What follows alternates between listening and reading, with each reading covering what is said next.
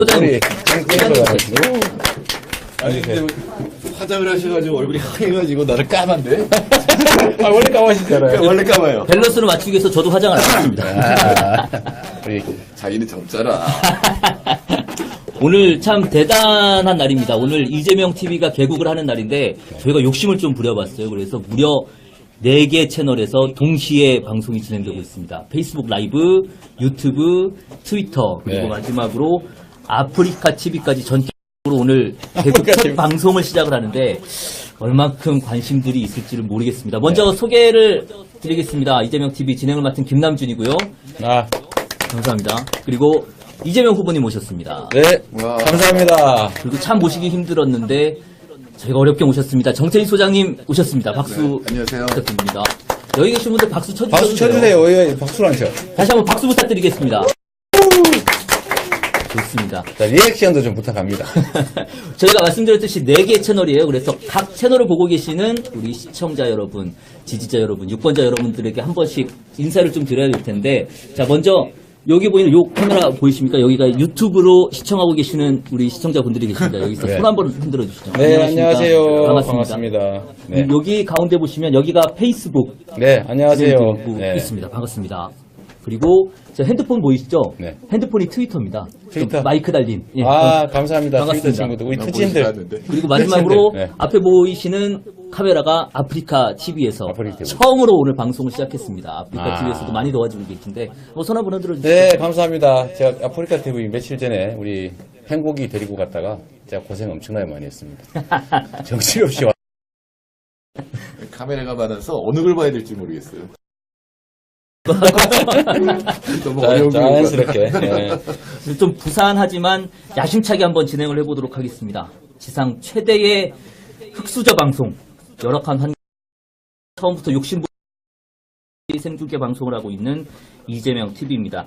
방금 전에 민주당 첫 TV 경선 토론이 오늘 그 토론을 꼭 맛보고 즐기는 뒷담화 방송으로 진행을 해보려고 하는데 뒷담화라고. 이름도 뒷담화로 진행을 해보려고 합니다. 먼저 첫 TV 토론 어떻게 보셨는지 한번 말씀을 들어보면 좋겠는데요. 먼저 소장님 어떻게 보셨는지 한 말씀 좀 원래 부탁드릴게요. 토론은 네. 한 사람이 제일 잘 알아요. 나올 때 기분이 딱 느껴지거든요. 잘했는지 못했는지. 그럼 먼저 후보님께 질문을 드려볼까요? 약 올리지 마세요. 아니 나 처음에 저 방송 마치고 오시는데 기분 좋아 보이시던데. 제가 솔직히 얘기하면요, 만족스럽지 못했어요. 네. 많이 했고, 그래서 주변에서 뭐 이런저런 조언해 주시는 거 많이 반영은 했는데, 역시, 기본적으로 우리는 논리 완결성이 되게 중요하거든요. 저는 뭔 얘기를 하면 딱 기승전결, 다 맞춰서 말하는 게 습관이 돼 있어서, 그게 워낙 기본적으로 절대 시간이 짧으니까, 그냥 핵심적인 말만 몇 개 하고 끝내버려야 되고 이러다 보니까요. 좀 불만스러웠습니다. 거기다 이제 이 공정성 때문에 굉장히 이렇게 규정이 돼 있으니까 사실은 토론하기는 굉장히 나쁜 네. 그런 시스템입니다. 그러나 어쩔 수 없습니다. 이거는 대선 때까지 계속 이 시스템에 적응을 하셔야 돼요. 적응해야죠, 뭐. 제가 보기에는 한 사람이 망했어요. 누가 망했어요? 누구라고 말하긴 뭐한데 한 사람이 망했어요. 설마 제가 망한 건 아니겠죠? 진짜게 아니고 한 사람이 망했어요. 그렇군요. 한 가지씩 이 쟁점 포인트들을 좀 살펴보려고 합니다. 그래서 몇 가지 기사화도 좀 되고 있고, 그리고 네티즌들, 그리고 시청자 여러분들도 궁금하다라고 질문을 해주시는 몇 가지 포인트들이 있어서 그런 것들 한 번씩 보면서 한번 이야기를 좀 나눠보도록 하겠습니다. 먼저 첫 번째는 기사에도 좀 많이 올라갔는데 도둑 통합 이렇게 좀 지어봤는데 이 대연정 비판하셨단 말이에요. 네. 이재명 후보 도둑도 국민이니까 함께 안아줘야 라고 말씀을 하셨습니다. 아마 또 더 하실 말씀이 있으실 거예요. 네. 저희가 이제 토론 시간이 워낙 안희정 지사의 도둑도 국민이다. 네. 안아줘야 된다. 이 말에 대해서 마지막에 제가 기회가 없어서 말을 못했습니다. 근데 사실은 제가 좀 갑자기 제가 하면 안 되는 행동이 나올 뻔했어요. 푸하. 어떤 행동이? 푸하 이래서 도 괜찮을 것 같은데. 그래서 우리가 전혀 딴 단어를 사용하고 있는지를 모르겠다. 이런 생각이 갑자기 들었어요. 저는 기본적으로 언제나 생각하는 게 이웃집하고는 잘 지내야 되는데 이웃집의 이름으로 숨어있는 도둑 그 도둑을 잡을 때는 남들이 볼 때는 야 뭐지 과격하게 잡느냐 좀 살살 잡지 그리고 반은 잡고 반은 놔두지 뭐 이런 생각하는 분들이 계신데 저는 도둑은 잡아야 된다 이런 입장이거든요. 그러니까 도둑도 국민이죠. 네, 될 국민이죠. 아, 명언이십니다. 이거 이거 배워. 받아 적어야 되게 되겠네. 받아 적어야 돼. 받아 적어야겠네. 아니, 네. 박근혜 전 대통령도 국민이에요. 그런 잘못을 저질렀으면 처벌을 받아야 된다. 행위에는 책임이 따른다. 네, 우리가 제일 중요하게 생각해야 될 게 그런 거죠. 우리 같은 구성원인데 진정한 통합연대 월세에 대해서 충분히 반성하고 그럼 또 우리 국민들 받아들여서 기회를 똑같이 주고 해야 되지만 특권을 줄 필요는 없죠. 그렇죠. 예, 용서라고 하는 게 책임을 지고 난 다음에 우리가 용서 책임 안 지고 이재용처럼 막 범죄 행위가지고 돈 수 벌고 감옥 갔다 오면 그냥 다 그걸 끝나면 안 되죠 원래 그죠? 삼성 일가가 74년인가 동안 여권 걸렸는데 한 번도 구속된 적이 없었어요. 구속까지 된 것만 해도 어마어마한 거죠. 근데 이제 그 다음에 어디까지 갈 건지 이제 누가 대통령이 되느냐에 따라 달라질 건데. 제가 이재용 구속하라 이거를 수없이 성명 내고 막 주장했다가 제가 미친 사람 소리 많이 들었습니다. 정치하면서 그렇게 하면 안 된다. 정치를 할 때는 상대방을 포용하고 네. 뭐 예를 들면 연대하고 뭐 이렇게 해야지 어떻게 자꾸 구속 얘기를 자꾸 하냐 네, 네. 정치인이 정치인은 구속 얘기하면 안 된다 이런 얘기를 직접 들었거든요. 특히 우리 안희정 지사께서 그 말씀하셨어요. 구속 얘기 이런 거 하면 안 된다. 그런데 저는 정말로 중요하게 생각하는 가치가 모든 국민들은 평등하다. 법 앞에 평등하다. 이것 말고 더 중요한 가치가 있을까 싶어요. 기초적이죠. 네. 그러니까 이재용 씨 구속됐을 때 또 실제로 우리 국민들이 그런 걱정 많이 하세요. 재벌 우리나라의 굉장히 큰 비중을 차지하는 삼성 총수가 잡혀가면 삼성이 어떻게 될까? 주가 올라갔어요 그동안. 요새도 구속되면 삼성 네. 주가 올라갔어요. 전혀 뭐 관계 없습니다. 요새도 올라가고 있습니까? 예, 올라갔어요. 어디 보니까 올라가고 있다던데. 제가 또 하나 이거와 관련해서 재밌는 표현을 하나 제가 오늘 물어보려고 제가 써놨거든요. 근데 못 물어봤어요. 어떤 거였죠? 요거를 제가 물어보려고 이게 제가 이번 토론하면서 메모했던 겁니다. 실제 메모였던 실제 겁니까? 네, 물어보려고 또는 뭐 중간중간 반격하려고 메모했던 건데 네. 이 중에 제가 문재인 후보한테 물어보려고 딱 준비해놨던 게 이거예요. 저번 토론회 때 삼성 이런 데가 이번에 최순실 게이트로 많이 뜯겼지 않느냐. 그 비자발적 후원금의 예로. 네네. 이 뜯겼다 이런 표현을 그때 하셔서 아니 이게 지금 이재용이 뇌물을 줘서 자기 이익을 얻기 위해서 뇌물을 줘가지고 이권을 챙긴 혐의로 구속이 됐는데 여전히 뺏겼다고 생각하십니까? 아니면 뇌물을 주고 공직 청렴성을 매수했다고 생각합니까? 물어보려고 했는데 시간이 없었어요. 혹시 다음 토론 때 물어볼 의향이 있으십니까? 이게 틀린 것 같아요. 이미 오늘 왜냐하면 얘기. 이제 지난 얘기인데다가 두 번 지난 얘기인데다가 물어보면 뒤끝으로 야 이재명 저거 끝까지 말꼬리 잡고 뒤끝 있구나 이런 얘기일까봐 못하겠어요. 살짝 가볍게 뭐 지나가면서 하셨습니다. 두 분 다 변호사잖아요. 근데 살짝 지나가면서 할 기회도 없어요. 오늘도 사실 뭐 결국은 또 노리고 있었는데 그걸 못 물어봤죠. 틈이 없어요. 물고님이 잘 이번 사건이 일어났을 때 네네. 저희 준조세라는 얘기 많이 했거든요. 네. 왜 준조세를 내고 그냥 세금 그리고 세금을 내면 다 국가가 여러 가지 재벌들을 위해 필요한 일들을 하잖아요. 국가가 없이 어떻게 우리나라 재벌들이 있겠어요. 지금도 그렇습니다. 처음에 만들어질 때도 그렇지만 그거에 대해서 세금 내면 얼마나 떳떳해요. 왜 자꾸 준조세를 내요. 네네. 거기 더해서 한 가지 더 여쭤보고 싶은 게 재벌 체제 해체 이렇게 말씀을 하셨는데 재벌에 대한 해체는 아니다. 아니 근데 그런 제가 입장이죠. 그때 더 예. 놀란 것이 우리 문재인 후보께서 제가 수없이 재벌 체제 해체 그러니까 재벌 기업들을 극소수 지분을 가진 재벌 가문들이 자기들의 사적 이익을 위해서 예를 들면 뭐 세금 없는 상속이라든지 뭐 불법적 이익이라든지 이런 걸 위해서 범죄 수단으로 기업들을 악용하잖아요. 그렇죠. 그러니까 이게 기업이 정상적인 기업 활동을 하는 게 아니라 특정 개인들을 위한 도구가 되니까 기업이 경쟁력을 못 갖는 거예요. 그래서 이 재벌들을 그 재벌 황제 경영이라는 요소를 싹 드러내자. 재벌 체제를 해체하자. 그 재벌 기업들이 국민들의 사랑을 받는 정상적인 기업으로 좀 거듭나게 하자. 그러면 저희가 가지고 있는 대기업 주가도 좀 오르지 않겠냐. 오르죠. 뭐 이런 거였는데 이거를 재벌을 기업을 없애자 이런 거를 계속 호도하거든요. 그래서 사실 좀 억울했죠. 그러니까 흔히 얘기하는 상호 출자 해소 뭐 이런 것들도 그런 재벌 체제를 해체하는 깨어내야 하는 방법이 거죠. 하나죠. 예. 근데 여러 가지 방법이 있을 테니까 그거는 뭐 이제 그렇죠. 제일 중요한 거는 역시 이제 상호 출자 제한이라든지 뭐 지주회사 요건 강화라든지 특히 그 중에서도 범죄 행위로 예를 들면 뭐 일감 몰아주기 또 부당한 내부 거래 중소기업 막 이렇게 갈취하기 예? 이런 것들 예를 들면 노동 탄압하기 이런 걸 못하게 해야 됩니다. 그러니까 저는 상식적으로 얘기해서 북한의 김정은 체제가 나쁜 거면 삼성도 마찬가지죠. 제 3세 상속하는 거 아니에요? 아 그렇죠. 예. 예, 3세 상속하다 보니까 별의별 무리가 다 생기는 거거든요. 그러니까 뭐 에버랜드에다가 모든 걸 몰아줬다가 그걸 또 주가를 올렸다가 전환사채 발행해서 또 싹 그러니까 돌리고, 예, 예. 이렇게 하다 보니까 막 그 구조가 굉장히 복잡해져 버린 거거든요. 그러니까 그리고 또 걔를 돈 벌게 해주려고 일감 몰아주기 하고 뭐 이제 현대 같은 글로비스 뭐 이런 것들이 다 그런 것들 역할을 하니까 불법이 결국은 다 상속 이런 것 때문에 일어난 거거든요. 그래서 그런 것들은 당연히 왜 삼성이 이 병철 일가의 겁니까? 우리 국민 거지. 그러니까 지분이 95%는 뭐 외국인 또는 국민, 또 국민연금 여기 거잖아요. 예, 뭐 국민들 펀드가 소유하고 있는데 꼭 정말 20분의 1도 안 되는 거 가지고 100% 지분 행사하면서 예, 경제를 망치고 있는 거죠, 사실. 재벌 기업도 망치고 그걸 통해서 경제도 망치고. 그래서 한 번은 좀 문제를 삼아야 될 것 같아요. 근데 그게 저는 대한민국 경제가 정상화되는 유일한 기회라고 생각합니다. 그 첫 단추를 통과하지 못하면 사실 다른 뭐 개혁 정책, 공정한 사회, 뭐 일자리 만들기, 중소기업 보호 다 공룡불로 같아요. 청년 일자리가 문제가 되는 것도 사실은 재벌 체제 때문이거든요.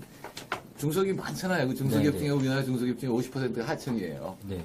근데 점점 중소기업, 하청기업하고 모기업의 그 임금 격차 막 벌어지거든요. 옛날에 80년대 말만 해도 한 70%였는데 지금 50%가 되거든요. 근데 젊은이들 왜 거기를 가려고 하겠어요? 근데 일자리는 다 거기 있는데. 예. 근데 이 중소기업이 낮아진 거는 하청 단가 자꾸 후려치기 때문에 그렇거든요. 경영 성과를 다 부품을 내가 옛날에 10,000원 생산하는 걸 9,000원에 생산하면 단가를 9,000원으로 내려버려요. 그럼 중소기업의 생산성 올린 게 전부 대기업으로 가버리니까 계속 임금이 낮아질 수. 지금 청년 일자리가 있을 수가 없죠. 뭐 재벌 개혁 얘기만 하더라도 이제 뭐 시간 가는 줄 모르게 계속 얘기를 할 것 같습니다. 뒷담화로 갑시다, 주로. 내가 좀 흉볼 수 있게. 제가 오늘 아쉬웠던 건 좀 네, 이런 재벌에 관한 이런 정책적인 얘기가 되기를 원했는데 할 시간이 없어요. 그럴 시간이 없어. 시간이 없는 게 누군가의 작전이에요. 시간을 얻기 위해서 말을 못하게. 그 누군가는 시청자 여러분들께서 판단을 해주시기 바라겠습니다. 그 무제한 토론도 이번에 제안을 하셨어요. 여기에 대해서 토론 피할 생각은 일방적으로 강요할 수는 없다 이렇게 답변을 하셨고요. 안희정 후보의 경우 문 대표가 불참을 해서 자기도 불참하는 게 좋겠다라는 게 참모진의 판단이었다 이렇게 답변을 했습니다. 저는 두 분 다 이해가 안 되는 게, 아니, 국민들한테 자기 자신을 보여줄 기회인데, 그걸 다른 스케줄 때문에 안 했다고 하시는데, 내일 그 시간에 무슨 스케줄인지 정말로 궁금해요. 네. 내일, 그리고 안희정 지사님은 한다고 했거든요. 그래서 원래 안 지사님하고 문 후보님 자리 비워놓고 하기로 했는데, 본인도 안 하겠다고. 제가 오늘 보고 놀란 건 안 지사가 참모들 말 되게 잘 듣는 것 같아요. 그래요? 참모들이 스케줄을 잡았기 때문에 못 가고 네네. 자기 기사도 자기가 안 읽었대잖아요. 참모들이 읽어서 자기한테 보고 있다. 그래서 이분은 진짜 참모들 얘기 정말 잘 듣는구나. 우리 이재명 시장님은 참모 얘기 좀 듣나요? 듣는 편이죠. 근데 필요한 걸 좀 다 듣는 편이고. 그 부분에 대한 뒷담화는 저희들끼리 나중에 또 아이, 하도록 또, 하겠습니다. 뭐 또 이거. 아니면 뒷담화 여기서 해주셔야지. 이걸 나중에. 솔직히 얘기해봐요. 저희들 얘기를 잘 들어주고 계십니다. 이거 사실이 아니고, 사실이 아니고. 이 부분만 또 캡처를 해서 참모가 후보를 디스하는 캠프입니다. 농담이었고. 네. 또 법인세 얘기 한번 할까 진짜. 이것도 제가 아까 다 얘기 나온 김에 뒷담화에 써놨어요. 네네네. 이것도 물어보려고 이렇게 표시해놨는데, 최고세율하고 적어놓으셨죠. 결국은 또 보이십니까? 물어보긴 했는데, 문 후보님께서 대답을 또 안 하셨어요. 제가 오늘 마음 먹고, 아동수당, 기초연금 10만 원 인상, 이런 공약을 문 후보께서 했기 때문에, 진짜 거기에 공약을 본인이 하셨는지 했다면 내용을 알고 있는지 이걸 여쭤보려고 예. 기습적으로 네. 그 얼마 드는지 아십니까? 이렇게 물어봤거든요. 아, 네네. 저는 알고 있었죠. 한 10조 듭니다. 그게. 그거만 10조가 되는데 역시 대답을 안 하시는 걸로. 시간이 부족해서 안 하시는 모양으로 안 하시더라고요. 그리고 또 하나 물어보고 싶었던 게 10조 원씩이나 들어가는 이런 공약 한 개만 해도 냈는데 세금을 올려야 되지 않냐 그러면 현재 세금으로 안 될 테니까 그러면 그거를 올릴 때 왜 전에 얘기하실 때 보면 법인 세율 올리는 건 마지막에 하겠다. 근데 왜 마지막이냐? 세금을 올리면 누군가가 이제 부담을 안게 되는데 왜 재벌 대기업들이 돈을 너무 많이 사내 유고해가지고 지금 경제가 침체되고 있는데 거기만 왜 맨 마지막이냐? 왜 맨 마지막이냐? 왜 맨 마지막이냐? 이렇게 몇 번 물어봤는데 역시 대답을 못 들었고 말았습니다. 전략이었을까요? 저는 뭐 답변 기술로 마음먹고 오신 것 같아요. 어려운 복잡한 문제를 얘기하면 딴 얘기로 계속 해버린다. 시간을 핑계로 다시 못 물어볼 테니까. 토론할 때 그런 전략들도 많이 쓰나? 그럼 다 코치합니다. 아, 그렇습니까? 저도 방송을 했기 때문에 그런 예, 거, 예. 저 대선 후보자들 그런 거 합니다. 사실 저도 배웠어요. 곤란한 거 물어보면 딴 얘기해라. 근데 문 후보 경우는 그거보다는 이제 이 대통령이 따놓은 당상인데 가볍게 보이면 안 되겠다. 특히 재벌을 공격하면 보수 언론들이 일제히 공격할 거 아니에요. 그리고 이제 과격 이미지 이래가지고 다 된 밥에 코 빠뜨린다 이런 생각을 많이 하고 계시는 것 같아요. 네. 근데 그렇게 하면 대통령이 된다면 굉장히 위험합니다. 경제 나쁘거든요. 지금 2.5% 아마 더 나빠질 텐데. 그럼 그 다음에 제일 중요한 건 기업들이 투자해야 하는 거잖아요. 그렇습니다. 그럼 대기업들한테 매달리게 된다고요. 그게 결국은 지금 이 사태까지 잖아요. 네. 노무현 정부 때도 제가 모신 대통령이지만 참여정부 때도 권력은 시장에 넘어갔다고 이렇게 선언을 하고 이렇게 시작되면서 여러 가지 꼬이기 시작했거든요. 자, 투자하기 싫으면 투자 못하면은 국가가 그걸 세금으로 걷어서 국가가 투자를 해주면 되는 거거든요. 인프라 투자하면 되죠. 그게 원래 정부의 기본 역할이죠. 그렇죠. 정부 할 일이 그거죠. 경제 관계자들이 많은데 그중에 쭉 여러 사람이 있는데 그중에서 특정 소수가 이 흘러야 될 돈을 너무 많이 집에다 쌓아놓으면 흐름이 멈추잖아요. 그게 경기 침체죠. 그럴 때 자체적으로 투자를 해가지고 선순환이 안 되면 정부가 개입을 하는 거죠. 이제 너 너무 많이 쌓았으니까 이제 그만 쌓고 네네. 돌게 만들자. 하는 게 그게 세금이고 그거를 국민들한테 쓸 수 있는 돈으로 만들어주는 게 그게 복지고. 예. 그래서 재분배 정책이죠. 그리고 좀 더 근본적으로는 이 시장 안에서 중소기업을 보호해가지고 대기업들이 중소기업 못 뺏어가게 하고 또 노동자들의 몫을 좀 늘리고 노동자들을 힘을 키워서 노동소득 분배율, 즉 노동자들이 갖는 목, 임금을 올리고 이렇게 하면 이제 선순환이 되지 않습니까? 이게 바로 정부의 역할인데 지금 반대로 하고 있죠.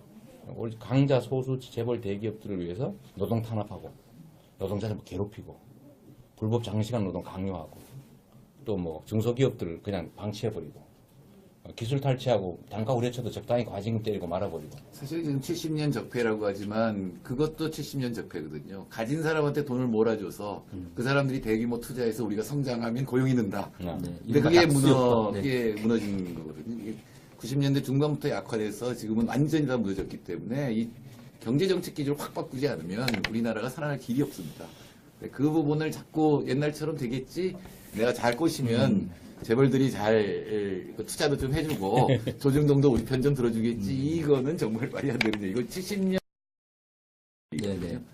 그러니까 이게 그 노동자들을 보호하고 노동권을 강화해서 노동자의 몫을 늘리고 가계 소득을 예, 늘리고 그다음에 이제 과도한 사내 유보금을 쌓는 이 대기업 법인들의 증세를 해가지고 복지를 확대해서 구매력을 늘려야 경제가 산다. 이거는 우리가 만든 게 아니고 그죠?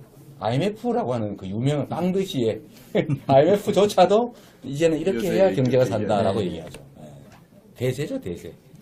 근데 이재명 후보님의 경제 가정교사는 누굽니까? 굉장히 유능한 분이 계신 것 같아요. 저는 뭐 우리 전담 교수님들도 뭐 여러 분 계시지만 사실은 제가 투자를 합니다. 투자를 하고 경제 공부도 많이 하고 사람 먹고 사는 문제는. 독학. 저 원래 전문이 또 독학이니까.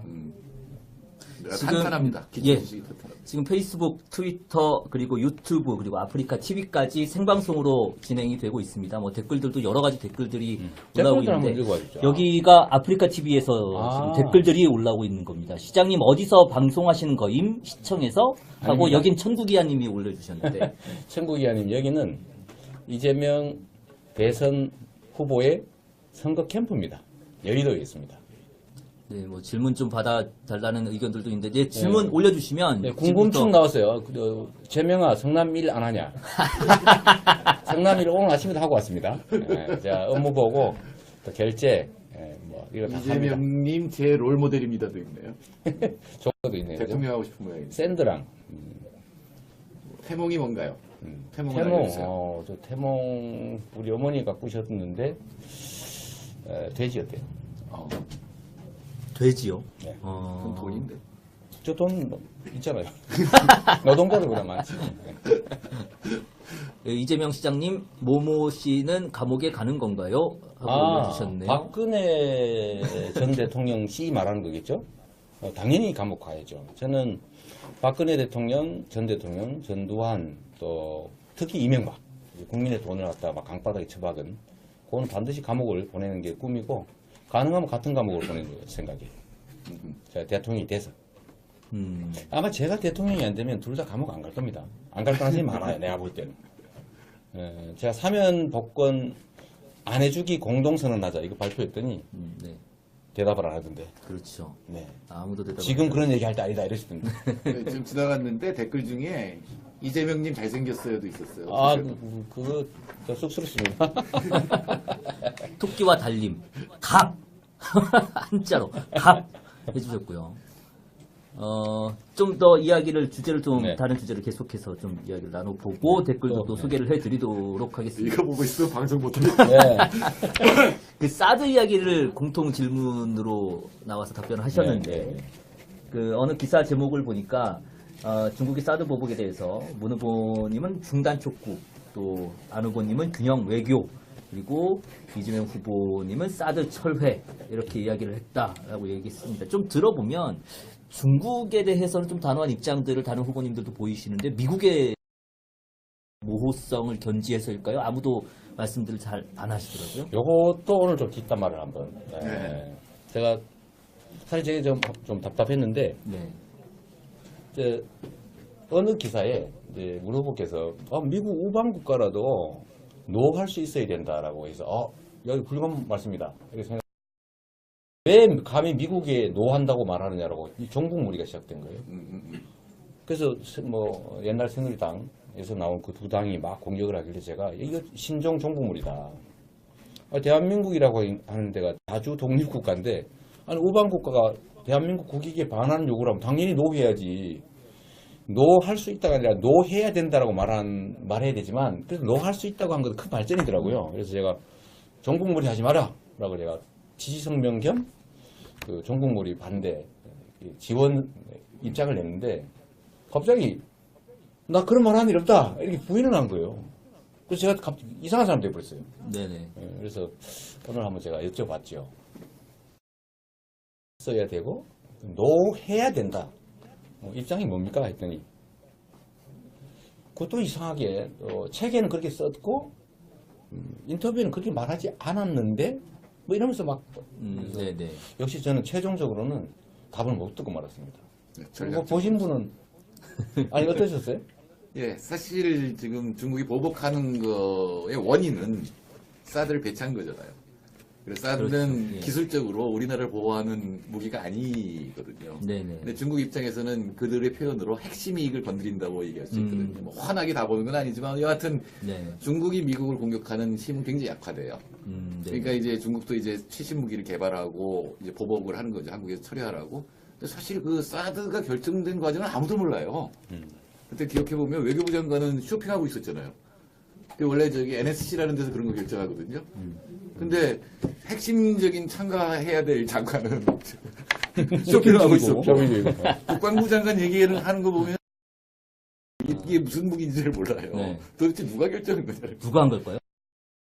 거는 사실은 국회에서 동의를 받아야 되는 거죠. 이 진짜 국가 안보에 예. 관련된 문제. 당연하죠. 그럼 당연히 국민들이 알고 판단을 내릴 수 있도록 현재는 중단시키고 그 다음에 이걸 가지고 뭐 중국하고 협상을 할 건지 미국하고 협상을 할 건지를 얘기를 해야 되는데 일단 진행되고 있는 거는 그냥 냅두고 중국한테 예. 항의한다는 거 아니에요? 네네. 그럼 중국이 뭐 어떻게 하겠어요? 그래서 이미 진행되고 있는데 자기를 무시한다고 생각하겠죠. 네네.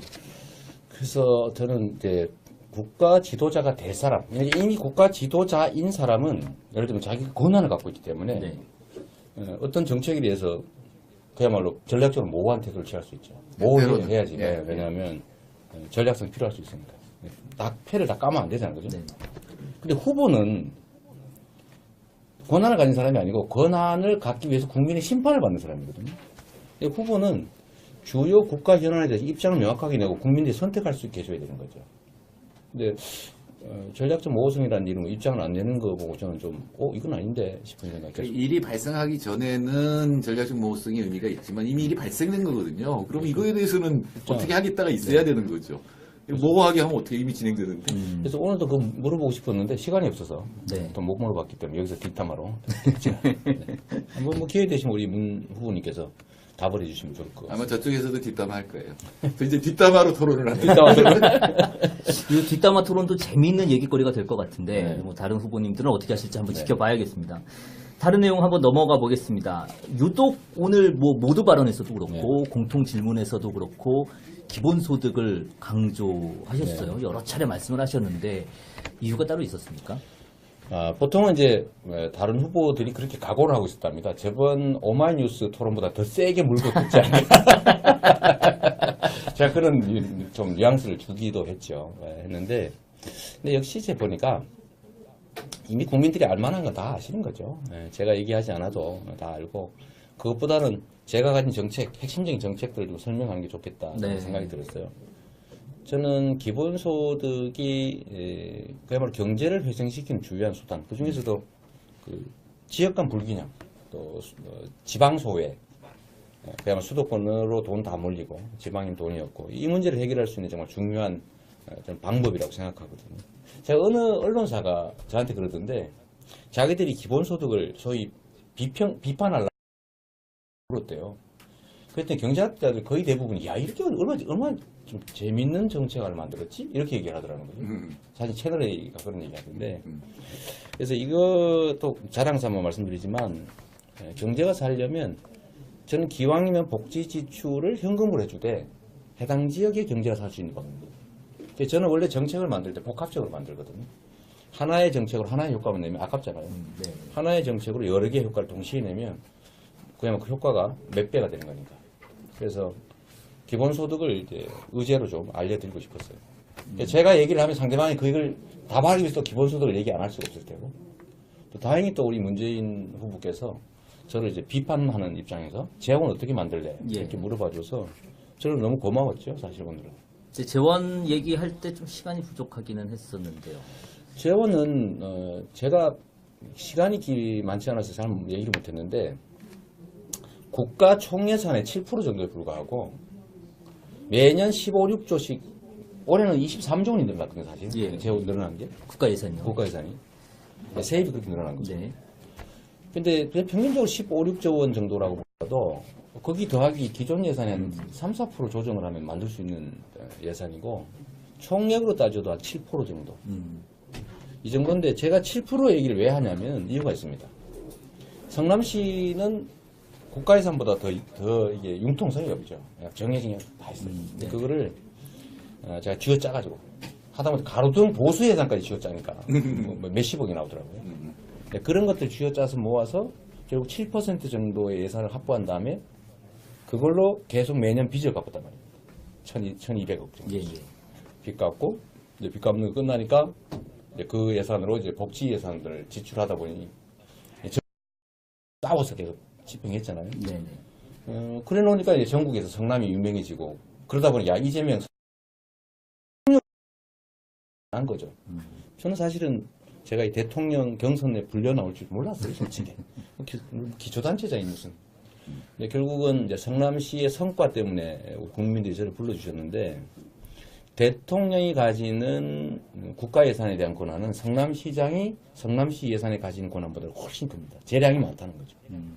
그래서 올해 예산도 들여다보면 그냥 현재 상태로 이제 조정하지 않은 상태에서도 400조 예산 중에 142조가 완전 자유재량 예산이더라고요. 근데 그거 좀 조정하면 됩니다. 우선순위를 조정하면 되는데 그래서 뭐 그걸로 딴 거 하면 더 낫지 않냐는 분도 계시지만 저는 이게 국민들한테 지금 주머니가 비어가지고 네. 국내 내수가 죽어가고 있으니까 차라리 이걸 국민들한테 쓸 수밖에 없는 지역 화폐를 주면 경제 수요 살아나고 두 번째로는 이게 각 지역에 지급되니까 지역 경제 살아나고 또 대형 유통점 이런 데 못 쓰게 하고 하니까 560만 자영업자들 매출 들어가고 또 이 사회적 격차 해소되고 네. 그래서 이게 한 다중 효과가 있어요. 그 설명을 좀 하고 싶었죠. 소장님 보시기에는 어떻습니까? 이 정책. 기본소득은 제가 한번 오건호각서 계산해 본 적이 있는데 아직 30%까지가 나옵니다. 네. 월 30만 원.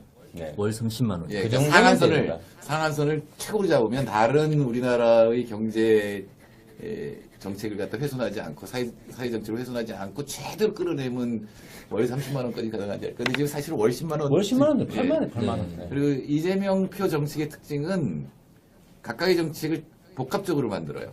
예. 예. 그러니까 기본소득 플러스 지역화폐. 이게 다 따로 있는 정책인데 두 개를 합쳤죠. 네네. 또 국토보유세하고 국민배당. 네. 따로 있는 정책인데 이걸 합쳐서 훨씬 더 시너지가 일어나게 하는 그런 정책. 그리고 또 한 가지 말씀드리면 아까 안희정 지사가 그 얘기해서 또 제가 반격하려다 시간이 없어서 못했는데 네네. 우리 안희정 후보께서 이거를 비판하면서 기본소득을 하지 말고 장애인이나 노인이나 네네. 이런 어려운 분들 도와줘야 되지 않나 이렇게 말씀하셨어요. 네네네. 근데 우리가 만들어 놓은 기본소득 개념 안에 노인 부분이 거의 3분의 1에 간답니다.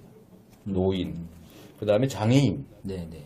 아동, 예. 학생, 청년 이게 대상이거든요. 이게 사실은 이제 복지 정책을 개별적으로 띄워놓고 보면 다 취약계층에 대한 지원 사업을 기본소득이라는 개념으로 묶어놓은 거죠. 네네. 대신에 이거를 그냥 현금으로 지급하지 않고 지역화폐로 지급하겠다.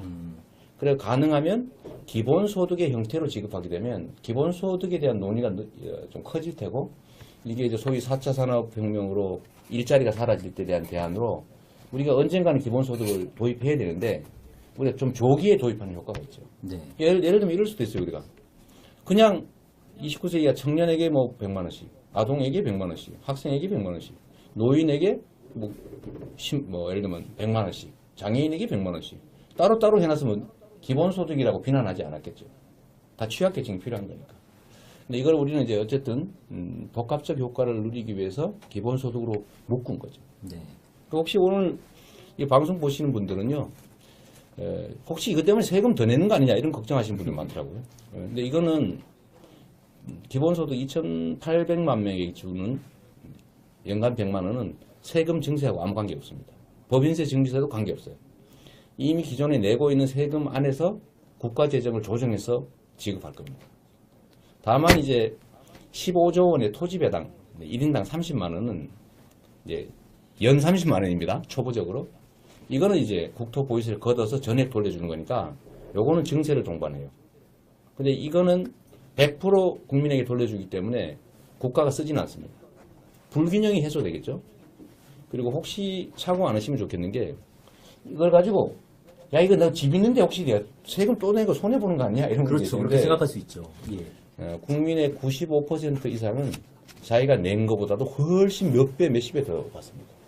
네, 땅을 막 몇십만 평, 뭐 대지 수천 평, 집 500채 뭐 이렇게 가진 분들, 네네. 100채 뭐 이렇게 가진 분들은 좀 더 내게 되죠. 네네. 그래서 극소수만 해당이 있다.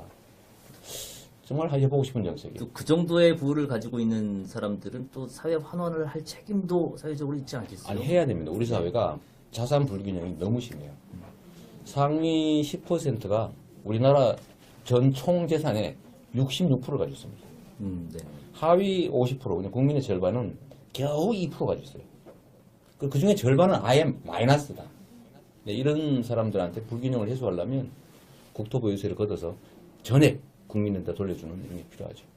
혹시 이 기본소득과 관련해서 뭐 더 이런 것도 한번 좀 추가적으로 생각해 볼 수 있다, 아니면 이런 점을 좀 조심해야 된다는 내용들이 좀 있을까요? 지금 너무 미미해서. 뭐. 네. 근데 기본소득의 핵심은 뭐냐면 네네. 그러니까 복지를 제공하는데 그 사람에 대한 조사를 하지 않는다는 거예요. 네. 그러니까 안희정 지사가 얘기한 노인 아동 이 얘기는 가난한 노인을 골라내야 되잖아요. 예. 그러면 그 노인이 가난한지 아닌지를 조사를 해야 돼요. 그걸 자산조사라고 하거든요. 네. 근데 그게 어떤 경우에는 사람들한테 굉장히 모욕감도 주고 예. 굉장히 행정비용이 많이 들거든요. 네네네. 근데 이 지금은 기본소득은 그냥 주는 거기 때문에 그런 사람에 대한 조사를 하지 않는 거죠. 모든 사람은 똑같다고 생각하고 주는 거죠. 네네. 기본소득의 기본 철학입니다. 똑같이 주자 부자한테 이런 얘기 하는데 부자들은 이미 세금을 더 냈어요. 더 냈고 똑같이 받으면 이미 네네. 거기서 더 부담을 한 차등이 생겨났고 네네. 지출을 할 때 반드시 차등을 줘야 된다는 법은 없거든요. 예를 들어 부자는 더 많이 해서 한번 차등을 당했고 지급할 때도 제외하는 차등을 이중으로 당해야 된다는 진리는 없는 거죠. 네. 꼭 그게 문제가 되면 더 많은 자산을 가진 사람들한테 그만큼 더 걷으면 돼요. 그게 더 훨씬 더 편하고 비용이 싸죠. 예. 알겠습니다. 지금 말씀드렸듯이 아까도 말씀드렸지만 페이스북 그리고 아프리카 TV, 트위터, 유튜브 계속해서 이야기를 나눠보고 있는데요. 이번에 댓글들을 좀 읽어드리겠습니다. 빨리 청와대로 꺼져 정대선님. 또 좀 중요한 말씀을 해주셨는데요. 문정우님, 이재명님 너무 급하게 달리다 보면 넘어집니다. 차분히 해주세요. 국민은 기다립니다. 이렇게 댓글을 달아주셨습니다. 좋은 말씀입니다. 좋은 말씀 같은데요. 네. 그러니까 좀 차차기 노래라 뭐 그런 얘기. 그럴 수도 있고 진심을 담아서 그럼요. 네, 국민과 저는- 함께 가자 이런 의미일 수도 있고요. 저는 뭐 최선을 언제나 다할 뿐이죠. 국민들과 함께. 사실은 우리 소장님도 아시겠지만 이 대한민국 역사의 기초단체장이 이 대선 후보로 불려나와서 이 정도 10% 야권의 뭐 2, 3위 이렇게 하면 쉽지 않죠. 네. 이거 자체만도 저 개인적으로 엄청난 성공인데 저는 가능하면 제가 후보가 돼서 제가 꿈꾸고 있는 공정한 세상 뭐 그런 세상 한번 만들어 보고 싶고 혹여 안 된다 할지라도요 이 과정 자체가 의미가 있습니다. 왜냐하면 이런 논의들을 통해서 우리가 얘기하는 주장들이 누군가의 정책으로 반영될 수밖에 없죠. 네. 그리고 우리는 어차피 하나의 팀이고 그래서 이기는데 최선을 다할 테고요. 그렇다고 해서 막 남들 망가뜨려 가면서 뭘 할 생각은 없어요. 또 일부에서 오늘 뭐 제가 좀 유력 후보한테 좀 곤란한 질문 던졌다고 승질되는 분 계시는 것 같은데 그렇게 해야 우리가 강해집니다. 막 꼬집고 때리고 이러면 안 되지만 우리의 약점들을 미리 다 얘기해 놓으면 내성이 생기거든요. 그게 경선의 우리가 의미죠. 네. 그런 것들을 좀 이해하고 저는 경선 자체가 뭐 누구를 죽여버리고 혼자 살아남고 이런 것이 아니라 우리가 약점도 보완하고 네. 결국 하나의 팀으로 일단 보완해서 싸워서 전체가 이겨야 될 팀원들이니까 서로 존중하고 네. 이 과정 자체도 우리의 힘을 키우는 과정이다 이렇게 생각이 좋거든요. 네. 네, 오늘 재밌었던 거는 4명 중에 2명이 기초자치단체장이에요. 맞습니다. 한 분은 불려 잘 모르겠지만 그래서 제가 지난 목요일날 지방정부협의회라는 게 있어요. 예. 기본적으로 기초단체장들이 이제 사회적 경제 때문에 모이는 모임인데 여러분 희망을 가지시라고 여러분 모두가 다 대통령 후보가 될 수 있다. 모두 지역에서 자기 잘하면. 지역에서 사회적 경제 잘하고 네트워크 경제 잘하면 모두 될 수 있는 거죠. 사실 그렇게 되는 게 바람직한 사회 아니겠습니까? 원래 뭐 유럽이나 이런 데는 기초단체든 지방자치단체를 맡던 분이 국가경영을 그렇죠. 맡죠. 그런 경우가 많죠. 행정을 경험해본 분들이 하는 게 많죠. 사실 뭐 행정을 안 해보고 제가 그런 얘기 가끔 들거든요. 선장 뽑는데 큰 배를 하나 만들어 선장을 뽑아요. 그러면 큰 배에서 일하던 주방장이 낫습니까? 아니면 그보다 작은 배에 선장이 낫습니까? 다른 거거든요. 너무 심한가? 아니요. 적절한 비유였어. 아니 이게 누가 그러더라고요. 아니 뭐 국가 경영 문제를 옆에서 보지도 않은 사람이 어떻게 하냐는데 사실은 원리는 똑같습니다. 지방 살림이나 지방자치단 살림이나 국가 살림이나 네. 자기가 다 알아서 하는 게 아니거든요. 그건 전문가와 공직자들 시켜서 하는 거고 지휘하는 거예요. 네. 원칙과 가치를 뚜렷하게 하고 우리가 갈 방향을 정확하게 제시하고 외풍에 흔들리지 않도록 지켜주고 그러면 공직자들이 일을 하죠. 전문가들이 또 판단하고 네. 우리는 그중에 큰 방향을 정하는 거죠. 휘둘리지 않고 그래서 안정감 얘기를 자꾸 해서 저보고 안정감이 없다는 얘기를 해서 제가 자꾸 그 얘기를 하는 게 진짜 안정감은요 최종적인 결정권자 소위 국가 지도자 본인의 철학과 가치와 그 다음에 단단하면서 나오죠. 이 박근혜가 자기 생각이나 뚜렷하게 뭔가 철학이 있었으면 이렇게 되지는 않았을 겁니다. 근데 그 안정감이라고 하는 거를 옆에 사람 얼마나 많이 모았느냐. 그건 사실 더 위험하죠. 자기 생각은 뚜렷하지 않고 주변 사람을 많이 모아놓으면 휘둘리죠. 그래서 그런 점에서 보면 저는 안정감 측면에서는 제가 세력이 없어 불안해 보이긴 하지만 그래서 제가 마지막 발언에 그 얘기를 한 겁니까? 이재명이 세력이 없어 불안합니까? 이재명이 민주당 후보가 되면 거대 민주당이라고 하는 정치 세력이 대표가 됩니다. 네. 맞잖아요. 네. 그래서 안정감이라고 하는 건 철학과 같이 원칙과 일관성, 담대함에서 나온다. 네. 용기와 담대함. 저는 그렇게 생각해요. 그 다음 위장된 안정감도 있어요. 사실 지난 대선에서 가장 안정감 있었던 사람이 박근혜 후보였어요. 네. 그렇죠. 모든 사람들이 박근혜가 되면은 뭔가 이렇게 보수적이고 뭔가 안심하게 만들겠구나. 위장된 안정감이죠. 이번에도 그런 것들을 굉장히 주의해야 되겠죠. 네. 중요한 거는 안정감은 일관성에서 나옵니다. 그러니까 제가 노무현 대통령 비서관이었지만 노무현 대통령이 후반기에 가서 굉장히 실패를 한 거는 초기 정책하고 후기 정책이 확 달라졌어요. 초기에는 부동산 잡는다 그러다가 나중에는 뭐 짜장면 얘기하면서 부동산 원가 공개 풀어버리면서 부동산 가격이 치솟았다든가 처음에는 규제를 얘기하다가 나중에는 뭐 한미FTA 같은 거를 한다든가 이런 식으로 굉장히 흔들려 버렸기 때문에 그래서 성과도 나지 못하는 거고 그럼 못 믿게 되는 거거든요. 예. 그래서 일관된 원칙, 정책의 일관성 이런 거는 5년 굉장히 짧거든요. 예. 5년 동안도 일관되지 못하면 그게 정책이라고 말할 수가 없어요. 정책은 보통 10년 이상 해야 되는데. 그래서 사실 일관성이 안정감이 확실한 기준입니다. 이렇게 겉으로 보기에 뭐 안정돼 보인다든가 보수적이라는 거가 안정된 게 아니라 네. 일관성이 가장 중요한 기준이라고 저는 굉장히 중요한 포인트 같습니다. 그 지금 얘기를 하면서 다음 키워드가 사실 지금 얘기한 것과 비슷합니다. 이 섀도우 캐비넷 얘기를 좀 해보려고 하는데 비슷하죠. 네, 당에서 인수위를 준비를 해야 된다. 그리고 당의 섀도우 캐비넷을 활용을 하자. 뭐 이런 취지의 말씀을 하셨습니다. 네. 우리가 이제 착각하는 것이 왜 이재명은 세력이 없고 누구는 세력이 많으니 세력 많은 사람을 하면 유력하겠다 이런 판단을 하잖아요. 네, 네. 우리가 대통령 후보 본선이면 그 말이 맞아요. 본선이면 후보 주변에 뭐 있어야 되죠. 근데 우리는 민주당이라고 하는 거대한 정치 세력을 대표할, 예. 그걸 지휘할 후보를 뽑는 거거든요. 이 거대한 정치 세력 밖에 세력을 엄청 만들어가지고 나중에 후보가 되면 이게 두 개가 결합해야 됩니다. 결합.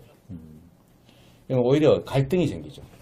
그리고 당은 들러리가 되고 소위 정당 정치의 본질에서 벗어나죠.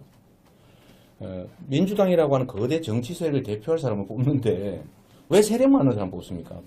그 거대 정치 세력을 대표하기에 적절한 능력과 자질과 원칙과 가치와 실적을 실력, 네. 실적을 가진 사람을 뽑으면 되는 거죠. 그럼 그 세력은 그냥 자동적으로 민주당이 탁 채워주는 거예요. 그래서 이런 걸 보면 그래서 제가 그 주장을 우리 문 후보님한테 한 거죠. 주변에 훌륭한 인재들 모으는 거 좋아요. 왜냐하면 자기 정책을 정치하게 만든다든지 또는 뭐 예를 들면 필요한 최소한의 참모진들은 필요하니까. 근데 지금 막 너무 많아가지고 네. 아예 섀도우 캐비넷을 그냥 자기 캠프에서 만드는 걸로 지금 가고 있잖아요. 그럼 당은 뭐예요? 섀도우 캐비넷 다 해버리면 당에 있는 입장 다른 계파 또는 예를 들어 하다못해 야권 연합 정권 만들 때 다른 정당에서의 요구 이런 거 어떻게 할 거예요? 근데 지금은 시간이 짧기 때문에 그런 게 필요하다라는 게 이제 상대 후보 측의 입장이기도 한데요. 그래서 당이 만들자. 왜냐하면 우리는 당의 후보가 될 사람들이고 집권을 해도 당이 집권을 하는 거지 개인이 집권하는 게 아니지 않습니까? 그러니까 당이라고 하는 거대 정치 세력을 기반으로 선거에서 우리가 이기려고 하는 거고 예. 이긴다면 당의 거대 정치 세력이 그 역할을 상당 부분 맡게 해줘야 되는 거죠. 그래서 제가 제안한 게 섀도우 캐비넷은 당이 만든다. 인수준비위도 당이 만들면 된다. 그렇잖아요. 왜냐하면 어차피 후보가 들어올 거니까. 네. 그래서 당에서 준비하고 있어야죠. 이 당에서는 계파 이런 거 따지지 말고 모든 세력들이 다 같이 하고 시민사회 진영, 촛불집 예. 혁명을 끌어왔던 그 시민사회 진영도 참여하고 네. 또 추천도 국민들부터 다 받고 그래서 복수의 섀도우 캐비넷을 만들어서 준비하다가 당신은 그중 골랐습니다.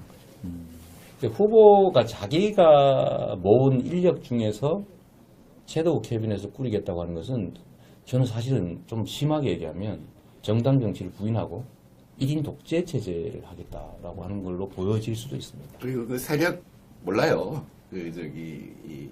제 경험에 따르면 2002년 대선이죠. 그때 광주에서 첫 경선, 세 번째 경선 할 때까지 네네. 노무현 후보 옆에는 경제학자가 2명밖에 없었어요. 저하고 유시민. 근데 광주에서 딱 이기고 난 다음에 우리나라 경제학자 그렇게 많은지 처음 알았어요. 그렇죠. 이거 몰라요, 이거. 그게 세력이군요. 좋습니다. 좀 댓글들을 한번 좀 읽어볼게요. 저기 아까 유튜브에 있는데 페이스북은 안 읽어보시죠. 페이스북도 한번 읽어볼까요? 네. 페이스북에 어떤 댓글들이 섭섭하게. 달렸는지 먼저 읽어보는 동안 아프리카 TV에는 어떤 댓글들이 올라왔는지 보겠습니다. 파이팅 넘치는 모습이 좋다. 고래 난다요? 고래 난다요님이 시장 처음 할 때부터 지지해왔대요. 감사합니다. 고래 난다요님. 성남에 사시는 분이에요. 그런가 보네. 네, 살기 좋은 성남 만들어주셔서 감사합니다. 대한민국도 제가 그렇게 만들 수 있으면 좋겠어요. 만드셔야죠. 자신 있습니다.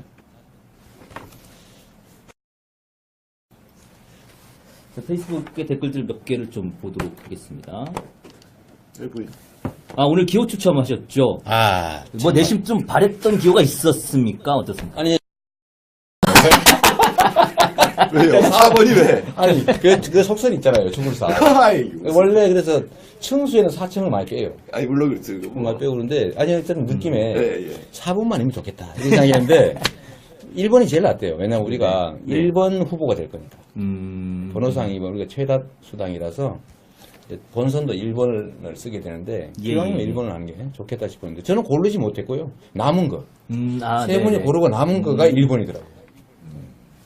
그렇습니다. 신철님께서 민주당 대통령 후보가 되시면 어떻게 민주당 내 자산을 통합으로 이끄실 건지요.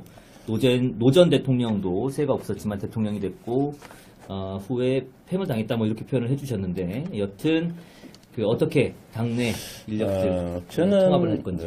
여러분들한테도 그런 제안을 드렸는데요. 우리가 욕심을 조금만 버리고 51% 정도의 권한만 가지고 나머지 49%를 다 줘야 된다. 네. 안정성을 확보하는 선 외에 나머지는 다 줘야 다 같이 모이죠.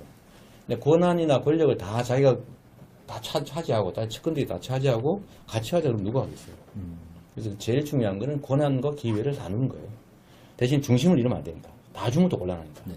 우리 노무현 대통령이 다 줬다가 지금 제가 당했잖아요. 그죠? 그런 것처럼 이제 핵심적인 거는 우리가 같이 51% 정도 안정적으로 반만 넘는 정도 가지고 나머지는 다 주는 게 그게 저는 정치란 기본적으로 내 편을 많이 만드는 게 아니라 함께 많이 가게 하는 거 그런 거라고 보죠. 그래서 핵심적인 가치는 놓치면 안 돼요. 네네. 근데 요게 기준인데 자기 핵심적인 가치까지 놓치고 다 가자고 하는 게 제가 보기엔 대연정 같고요. 네네. 또 내 편만 다 이렇게 하는 쪽이 또 나쁘게 표현하면 이제 패권이라고 하는데 네네. 그 중간 정도의 소위 중용지도 예. 적절한 선을 지키는 게 중요하다고 생각합니다. 또 뭐 좋은 댓글들이 또 올라와 있나요? 뭐 말씀을 좀 해주실 만한 게 있을까요? 아프리카 TV에도 여러분들이 참여해 주셨어요. 지금 아프리카 TV 모조 북에 줬다는데 사실은 북한 지원은 이명박 때가 더 많았어요. 더 많았죠. 그 표도 훨씬 더 있던데. 많았어요. 돈이 훨씬 더 많이 갔어요. 지금 아프리카 TV는 접속자 몇 명 정도 올라왔나요? 600명. 네. 와, 이거 처음치고는 굉장히 선방하고 있습니다. 그런 거예요? 상당히 많습니다. 예. 600만 명? 600만 명의 기운을 가진 600분이 참여를 해주고 근데 이게 계십니다. 여기 이제 넘어가면 또 막 바뀌니까. 네네. 뭐 우리 페이스북에 850명? 네네, 지금 트위터는 얼마? 트위터가 몇 분 정도. 그때 숫자에 신경 쓰시네. 그렇습니다. 예. 하여튼 뭐 많은 분들이 사실은 이거 도와드려야겠는데, 좀 전에 지나갔다. 좀 내려. 여친 만날 돈이 없대요. 바로 바로 그래서 우리가 청년배다 이렇게 생각합니다. 예. 내년이 되면 내년에 이재명이 대통령이 돼서 청년들의 데이트 비용은 연 100만 원씩 무조건 보장이 됩니다. 8시쯤 하시지 그때면 더 많을 텐데 라고 아르샤비님이 다음번에는 한번 좀 오후에 방송을 진행해보는 것도 고려해봐야 되겠네요. 좋습니다. 네. 네네. 나보고 허경영이라고. 영만잉? 우리 허경영 아닙니다. 허경영이라는 분이 한 말 중에 정말 맞는 말이 있어요, 사실은. 정치를 냉소적으로 표현해서 그러지. 제가 제일 그 공감하는 말이 나라에 돈이 없는 게 아니다. 도둑이 너무 많다. 이건 진짜 진리예요. 그 허경 씨의 지난 대선에 한 얘기도 있죠. 자기가 박근혜 씨랑 결혼할 거다. 결혼했으면 나왔을 때. 나왔을 때. 우리나라의 미래가. 우리 참 뒷담화에 이거 하나 있어요. 이거 내가 네네네. 이것도 표시하는데 예, 예. 제가 말하려다 못했어요. 문재인 후보께서 아까 말씀하신 건데 일자리를 본인은 81만 개를 만들어낸다. 아, 주도권 토론에서 이야기를 했었죠. 공공부문부터 네. 이렇게 네. 얘기했는데요. 네. 제가 그것도 분석을 해보니까 제가 그냥 단순히 계산했더니 일자리 한 개당 공공부문 일자리가 평균 싸게 잡아서 네네. 3천만 원만 잡아도 실제는 한 5천만 원 됩니다. 예, 예. 3천만 원만 잡아도 80만 개면 38, 24조 원이 필요하잖아요. 그렇죠. 설마 뭐 올해 10,000개 만들고 5년 동안 계속하면 그걸 사실 5만 개라고 계산하지는 않았을 테고 새로운 자리를 만들면 이제 네네. 그래서 이 돈이 어디서 나왔나 궁금해서 물어보려고 그 내용을 분석을 했는데 예. 보니까 이게 17만 개는 새로운 일자리가 맞는데 81만 개 중에요. 예, 나머지 64만 개인가는 네. 기존의 그 비정규직 또는 뭐 위탁기관에 있는 거 간접 고용 등 이거를 정식 고용으로 바꾸겠다라는 거더라고요. 한번 그 좋은 정책인데 사실 그 64만 개는 새로운 일자리를 만드는 게 아니라 엄밀하게 말하면 신규 창출은 아니죠. 아니고 있는 일자리 질을 바꾸는 거죠. 그래서 저는 분리했으면 좋겠는데 아마 잘 보시면 81만 개의 괜찮은 일자리를 만든다라든가 이렇게 앞에 수식어가 있을 거예요. 그러면 그게 이제 그런 방법이 또 있군요. 찾아보죠, 뭐. 진짜로 그랬는지 안 그랬는지. 찾아보겠습니다. 혹시 찾아보신 여러분들 있으면 댓글로 한번 남겨주시기 바랍니다. 누가 한번 보여주시면 되겠네요. 네. 그래서 국민에 대한 약속이란 명쾌해야죠. 그래서 이거 81만 개 일자리는 국민들이 들을 때 당연히 81만 개 생기는가 보다 라고 생각하죠. 근데 이 중에 64만 개는 사실은 이미 있는 일자리의 질을 개선하는 정도였다면 일자리 창출이라고 보기는 어렵죠. 일자리 개선책. 그럼 81만 개가 생기겠다 이런 기대는 안 하죠. 근데 81만 개라고 하니까 81만 개가 생기면 실업자가 100만 명인데 80%는 해결되네? 이렇게 보는 사람이 있죠. 그래서 오늘도 사실 이거를 좀 정책 발표할 때 분명하게 해주시면 좋겠다. 오해가 발생하니까. 하려고 했는데 결국은 못했어요. 그때 뒷담화로 한번 얘기합니다. 이제 거의 마무리를 해야 할 시간이 다 됐습니다. 혹시 또 더 뒷담화 하실 거라든지 아니면 오늘 방송 토론 보시면서 소감 어떠셨는지 한 말씀씩 듣고 좀 마무리를 해보면 좋겠는데요. 그래도 우리 페이스북 친구분들 그럴까요? 얘기를 한번 네네. 이게 좀 댓글 보는 난이 없어졌나요? 이게 혹시 봐주실 수 있는 분 계세요? 댓글 어떻게? 제가 몇 개를 좀 말씀드리겠습니다. 혜은이님 저녁 준비에 댓글 쓸 시간이 없어요. 완전 안타까움. 이렇게 여기 있어요. 이경목님이 농어민 정책 공약 뭐 있냐 이렇게 물어보네요. 농민분들한테 제가 가장 획기적인 정책을 만들어냈죠. 농업 보조금 지급 수준이 전 세계에서 대한민국이 제일 낮습니다. 낮아. 160만 원 정도 되는 거죠. 저기 미국, 캐나다 이런 데는 막 1,600, 700만 원. 일본만 해도 한 7, 800만 원 이렇게 됩니다. 근데 우리는 160만 원 씁니다. 그래서 저희가 농민 가족들 전원에게 농어민 수당으로, 농어민 배당으로 100만 원씩 드리려고 하는 거죠. 자, 농어민들에게 기본소득을 지급하기로 한 이유는 아주 단순해요. 우리가 시장을 확대하기 위해서 대기업들 도움되게 하기 위해서 우리 국내 농어민 시장들이 개방이 됐잖아요. 거기 시장 개방에 따른 피해를 전혀 사실은 보완을 안 해줬죠. 그래서 억울할 수도 있고 또 농업이 우리 전략산업이기 때문에 보호해야 됩니다. 그래서 그 보호를 위해서 지원을 좀 하자. 그래서 이 기본소득 대상으로 넣고 농어민들의 경우는 거의 이제 예외 없이 다 기본소득을 받게 되기 때문에 가정에 혹시 장애인 한 명이라도 있다면 100만 원이 추가되겠지만 그냥 가구원 곱하기 100만 원씩은 무조건 받게 되죠. 농어민들은. 그래서 오히려 지방에 있는 계신 분이 많이 덕을 보일 테고요. 저희가 농민 정책으로는 이 농산물 최저가 보장제를 시행하려고 합니다. 그건 이미 저희가 한번 발표했던 것 같아요. 왜냐하면 농업은 전략산업이니까. 그 외에 저희는 GMO 철저히 규제하고 그래야 국내 유기농들이 좀 살아남을 수 있을 것 같습니다. 그 트럼프가 한미 FTA 폐지하자 그러면 폐지하면 되죠. 그래. 이거는 좀 큰 얘기니까. 근데 저는 이건 제 의견인데, 농민 기본소득을 저는 생태소득이라고 바꾸는 게 좋을 것 같아요. 그러니까 농민이 피해를 받기 때문에 거기다 보상하는 게 아니라 농민들이 사실은 우리 자연을 지켜주고 있거든요. 그렇죠. 우리들한테 해준 거에 대해서 당연히 우리가 이제 보답을 하는 거죠. 네. 그래서 아마 농민들이 농촌에서 지키는 어떤 생태 영향을 갖다 평가를 해서 그거를 드리는 게 옳다고 생각하거든요. 여기 이민욱 님이 집단소송 징벌 손해배상 반드시 해주세요. 답변 주세요. 자꾸 써놨는데요. 우리가 이 소비자청을 한번 만들자는 지금 정책안을 만들고 있어요. 소비자청. 지금 소비자보호원이라고 있긴 한데 이게 지금 민간기구 비슷해서 권한도 없고 그러지 않습니까? 그래서 소비자청을 두고 지금 이제 생산자, 기업 말고 이 국민들이 소비자들이 보호받아야 됩니다. 그리고 뭐 예를 들면 옥시 사건도 그렇고 뭐 자동차 이 급발진 사고 뭐 등도 그렇고 좌우간에 이 기업들이 고의적으로 불량 제품을 만들어서 국민들의 생명 안전을 침해하면 엄청난 제재를 가할 필요가 있다. 그래서 저는 징벌배상을 고의적 범죄, 이익을 얻기 위한 고의적 범죄에 전면적으로 좀 도입할 생각입니다. 집단소송은 당연히 필요하고요. 이것도 대폭 확대해야 되죠. 요거는 제가 역시 세상이 공정하고 합리적인 세상이 되기 위해서 제일 필요한 일 중에 하나입니다. 죄를 짓는 방법으로, 범죄의 방법으로 돈을 벌지 못하게 됩니다. 범죄 수익을 그대로 갖게 하는 나라는 대한민국밖에 없어요. 그래서 이번 삼성 또 뭐 SK 포함해서 박근혜 최순실 게이트에서 돈 주고 부당이득 얻은 거 그 반드시 다 환수해야 됩니다. 맞죠? 사실 이런 얘기를 하면 과격하다 그러는데 그냥 우리 도덕이잖아요. 남한테 피해 주면 안 되는 거잖아요. 또 돈을 벌려고 남한테 피해 주는 건 이건 죄악이잖아요.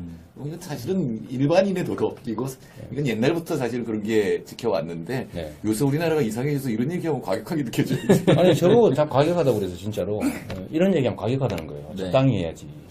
그래서 아니 범죄 행위로 다른 사람한테 피해를 입혀가면서 자기의 개인적 이익을 얻는 것이 과연 그게 자연적 정의에 어긋나는 거 아닙니까? 그렇죠. 그거 당연히 뺏어야죠. 그런 것들을 적극적으로 주장하는 분들이 어떤 분들인지 잘 볼 필요도 있습니다. 네. 과격해야 이익을 얻는 사람들이 그런 것들을 많아요. 주장을 네. 주로 많이 그렇죠. 하시죠. 예, 그렇습니다. 또 암행어사 암행어사 뭐 어쨌든 감사원이 좀 있긴 있어요. 네. 부동산 정책이 궁금하다.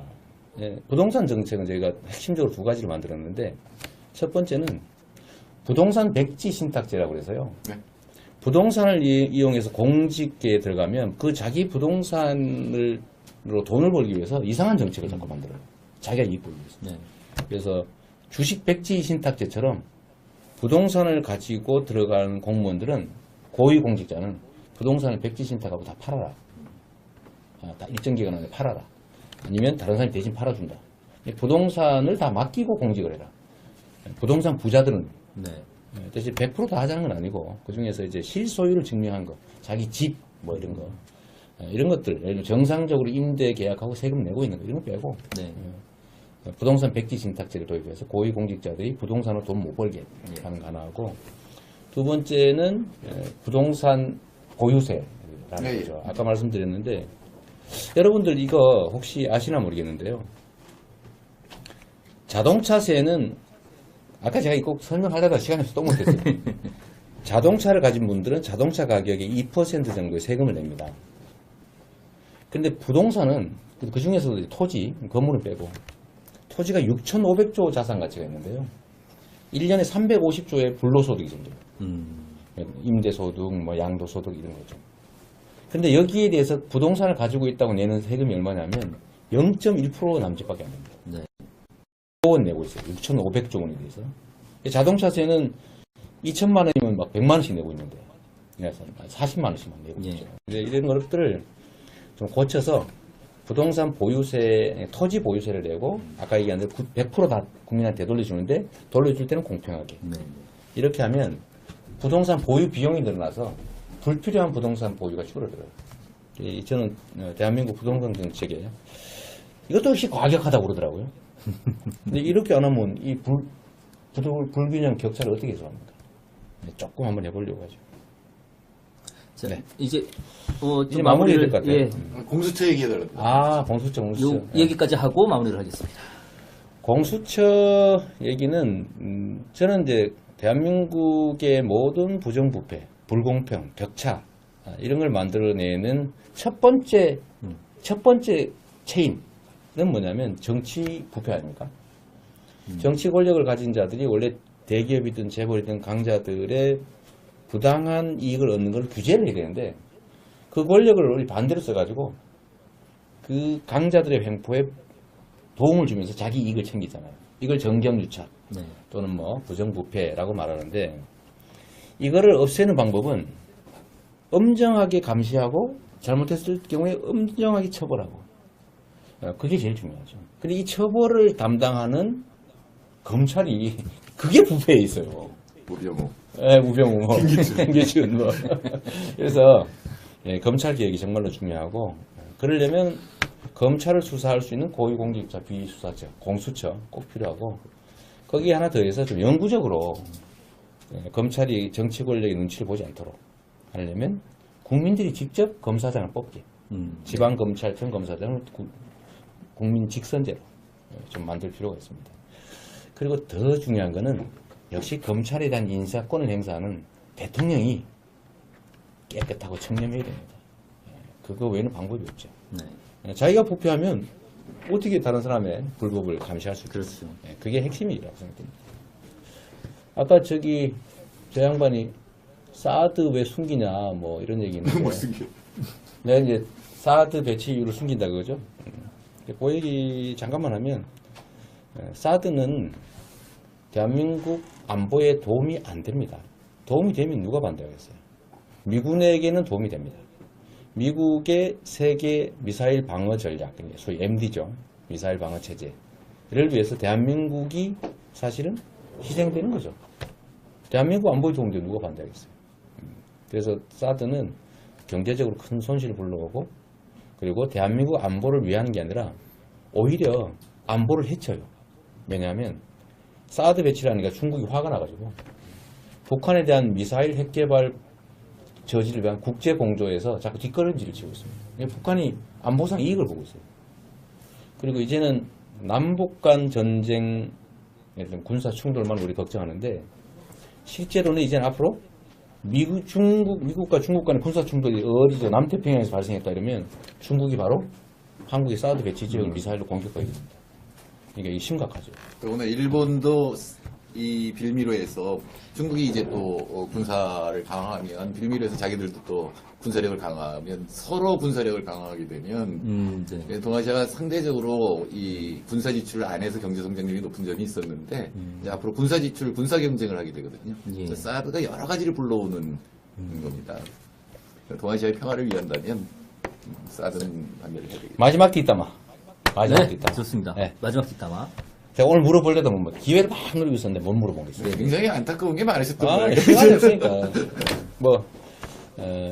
제일 중요한 거 하나 물어보려고 했거든요. 왜 사법시험 없애려고 그러냐. 네. 행정고시 없애려고 그러냐. 또, 외무고시 살짝 없어졌는데, 부활할 생각 없느냐. 이거 한번 물어보고 싶었죠. 공정한 기회, 그러니까 소위 이제 우수 인재 발탁을 위한 과거제도, 과거로 치면 그 과거제도가 제대로 정비된 시대는 흥했죠. 근데 과거제도가 없어지고 인재 등용이 좀 다른 방식으로 되는 시대는 되게 흥하지 못했어요. 그래서 우리나라도 좀 계층 이동의 기회도 좀 주고 젊은이들한테 꿈도 좀 주고 하는 측면에서 보면 저는 로스쿨을 없애자는 거 아니고 로스쿨 놔두고 네. 아주 극히 일부에 해당되는 사법시험을 좀 지식해서 좀 경쟁하게 하는 게 중요하겠고 행정고시나 외무고시 이런 것도 저는 꼭 필요하다고 생각합니다. 그래야 젊은이들한테 기회가 주어지죠. 네. 그리고 인재가 다시 발탁될 가능성이 생깁니다. 여기 질문 하나 있었는데 저도 동의하는 질문 하나 있습니다. 재명이 형 첫사랑 썰 좀. 그 첫사랑 얘기. 자, 사실 제가 이미 다 해버렸는데요. 자, 대학 사실 뭐 어릴 때 공장 다닐 때 좋아하던 일방적인 짝사랑은 있었죠. 예, 그런 거. 그거는 뭐 첫사랑이 하기 어렵고, 제가 대학 들어가서 사귄 사람이 있었는데 보험회사 다니는 직원이었어요. 직원이었는데 정말로 제가 깊이 빠져가지고 일방적으로 체했거든요. 한 1년 말려 고시 공부하러 제가 저기 구례 함사를 이제 가기로 하고 머리를 밀었는데, 원래 이제 절에 고시 공부하러 가면 밀고 원래 눈썹 밀어요. 내가 책상에 올라 눈썹 밀고 머리 밀고. 근데 저는 눈썹은 안 밀고 머리만 밀었는데, 그걸 보더니 그 여친이 도저히 인정할 수가 없었나 봐요. 헤어지자고 그래서 제가 그것 때문에 진짜 어디 학교 앞에 그 도로에 막 뒹굴어가지고 여기까지만. 더 하면 안 되겠습니다. 네네네. 정태인 쌤에게 유시민이라는 이런 것도 있네요. 재밌네. 뭐 친구죠. 아까 그것도 있었어요. 정태인 쌤에게 심상정이랑 친구죠. 그거 나왔네. 또 나왔네. 네, 셋이 친구입니다. 좋습니다. 뭐 얘기하다 보면 한두 끝도 없이 할 것 같고요. 오늘은 여기까지. 그 첫 TV 토론에 대한 뒷담화 시간 여기까지 하는 걸로 하겠습니다. 혹시 마지막으로 뭐 시청자 여러분들께 하시고 싶은 말씀 있으면 한마디씩 해주시고 마무리하겠습니다. 이거 앞으로 뭐 7번 더 하나요? 지금 이제 7번 남았죠. 예, 예. 7번 뒷담화 더 할까? 뭐 웬만하면. 예, 이거 계속 볼 건데요. 네. 좋습니다. 다음은 이재명 후보님 마지막으로 한 말씀 부탁드립니다. 뭐 카메라가 하도 많아서 제가 시선 처리를 잘못하겠는데, 가능하면 카메라를 앞으로 하나 모으십시오. 이렇게 눈을 왔다 갔다 하게. 지금 배치를 최적화하기 위해서 했던 건데 다음에는 조금 더 효율적인 방법이 있으면 알겠습니다. 하나면 네네. 하나 모아야 시선이. 처음 한번 해봤는데 어떠신지 모르겠어요. 뒷담화. 사실은 좀 더 까야 재밌는데, 네. 우리가 이제 또 하나의 팀원들이고, 우리는 경선이 끝난 다음에 제가 이제 후보가 될 거 아닙니까? 저는 될 거라고 믿기 때문에, 되고 난 다음에 문재인을 지지하는 우리 지지자들도 우리 편으로 만들어야 되고, 또 혹시 뭐 역사가 저를 거부해서 다음에 해라 이런 취지로 질 수도 있지 않습니까? 뭐 세상에. 그렇게 하면 또 우리도 막 너 죽어라 이렇게 아니라 같이 힘을 합쳐야 되니까, 그런 면에서 보면 좀 적당한 선을 지켜야죠. 선을 넘어버리면 돌아오기가 어렵다. 그래서 적당히 씹었으니까 좀 이해하시고요. 다음 재밌다고 하면 다음 뒷담화 한번 더 해보도록 하겠습니다. 그 선전 한번 합시다.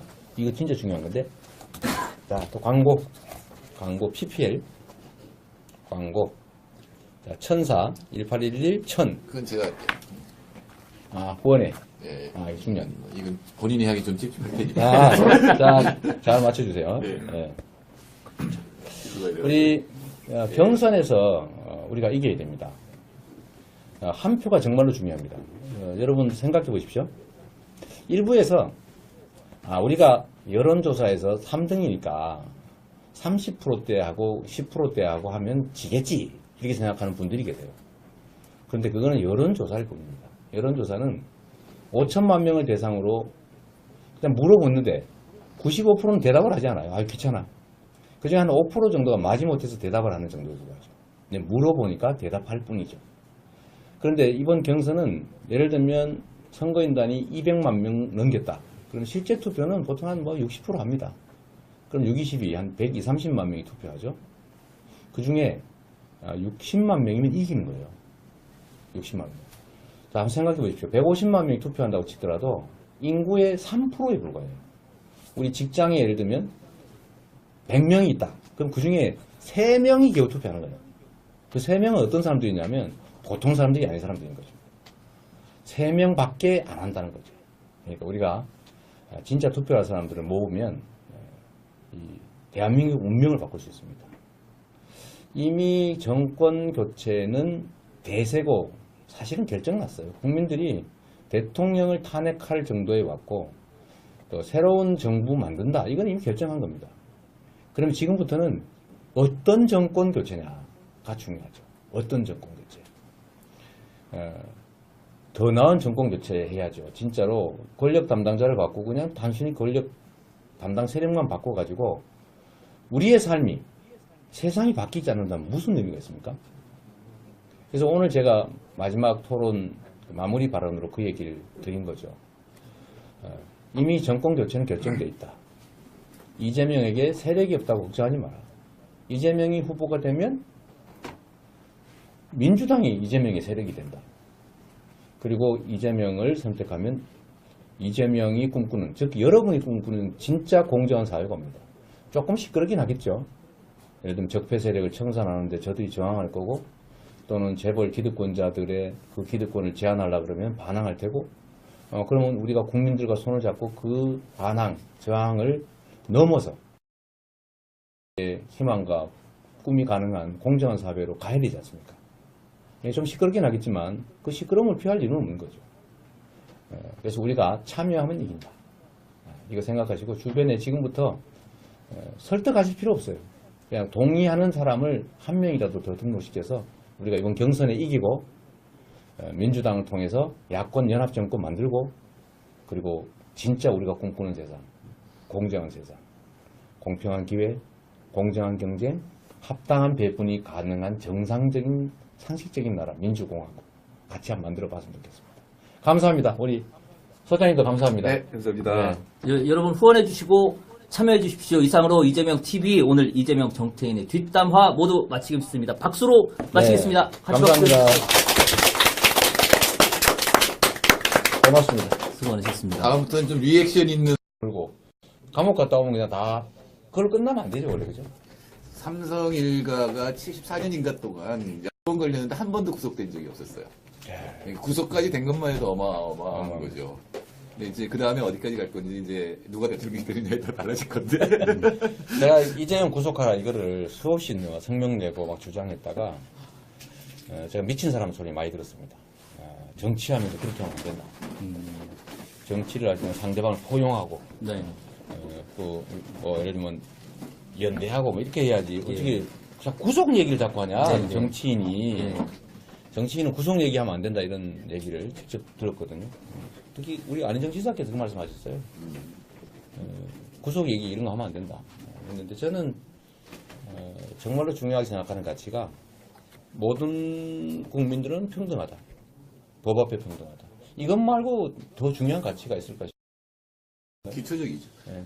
그러니까 이재용 씨 구속됐을 때 또 실제로 우리 국민들이 그런 걱정 많이 하세요. 재벌 우리나라의 굉장히 큰 비중을 차지하는 삼성 총수가 잡혀가면 삼성이 어떻게 될까? 주가 올라갔어요, 그동안. 요새도 구속된 다음에 올라가고, 삼성 네. 주가 올라갔어요. 전혀 뭐 관계 없습니다. 요새도 올라가고 있습니까? 예, 올라갔어요. 어디 보니까 올라가고 있다던데. 제가 또 하나 이거와 관련해서 재밌는 표현을 하나 제가 오늘 물어보려고 제가 써놨거든요. 근데 못 물어봤어요. 어떤 거였죠? 요거를 제가 물어보려고 이게 제가 이번 토론하면서 메모했던 겁니다. 실제 메모였던 실제 거죠? 네, 물어보려고 또는 뭐 중간중간 반격하려고 메모했던 건데 네. 이 중에 제가 문재인 후보한테 물어보려고 딱 준비해놨던 게 이거예요. 저번 토론회 때 삼성 이런 데가 이번에 최순실 게이트로 많이 뜯겼지 않느냐.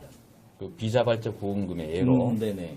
이 뜯겼다 이런 표현을 그때 하셔서 아니 이게 지금 이재용이 뇌물을 줘서 기사화도 좀 되고 있고, 그리고 네티즌들 그리고 시청자 여러분들도 궁금하다라고 질문을 해주시는 몇 가지 포인트들이 있어서 그런 것들 한 번씩 보면서 네. 한번 이야기를 좀 나눠보도록 하겠습니다. 먼저 첫 번째는 기사에도 좀 많이 올라갔는데 네. 도둑 통합 이렇게 좀 지어봤는데 이 대연정 비판하셨단 말이에요. 네. 이재용 후보 도둑도 국민이니까 함께 안아줘야 라고 말씀을 하셨습니다. 아마 또 더 하실 말씀 있으시죠? 네. 저희가 이제 토론 시간이 워낙 안희정 지사의 도둑도 국민이다. 네. 안아줘야 된다. 이 말에 대해서 마지막에 제가 기회가 없어서 말을 못했습니다. 근데 사실은 제가 좀 갑자기 제가 하면 안 되는 행동이 나올 뻔했어요. 푸하. 어떤 행동? 푸하 이래서 다도 괜찮을 것 같은데. 그래서 야 우리가 전혀 딴 단어를 사용하기는지도 모르겠다. 이런 생각이 갑자기 들었어요.